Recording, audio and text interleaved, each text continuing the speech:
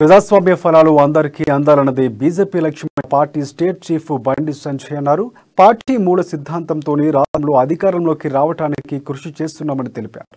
3 రోజుల పాటు శిక్షణా తరగతుల్లో 14 అంశాలపై చర్చిస్తామని ఆయన వెల్లడించారు.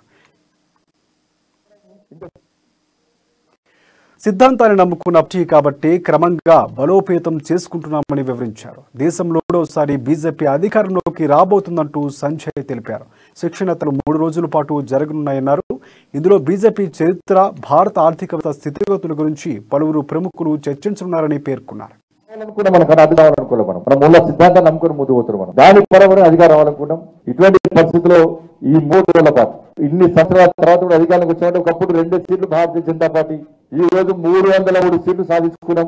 2 సార్లు అధికారం వచ్చినాం. 3వసారి కూడా అధికారం రాబోతున్నాం. దేశంలో అత్యధిక సభ్యత్వ పార్టీ భారతీయ జనతా పార్టీ, ఒక శక్తివంతమైన పార్టీ భారతీయ జనతా పార్టీ. ఈ స్థాయిలో మనం ఇంత శక్తివంతంగా తయారైనమంటే ఒక సిద్ధాంతాన్ని నమ్ముకొని ముందుకు పోతాం కాబట్టి, ఆ సిద్ధాంతాన్ని పక్క పెట్టలేదు కాబట్టి, ఆ జెండా నమ్ముకుంటున్నాం, సిద్ధాంతాన్ని నమ్ముకొని ముందుకు వస్తున్నాం కాబట్టి, ఇప్పుడున్న కార్యకర్తలు దానికోసం సిద్ధాంతం కోసం పనిచేస్తున్నారు కాబట్టి కమిట్మెంట్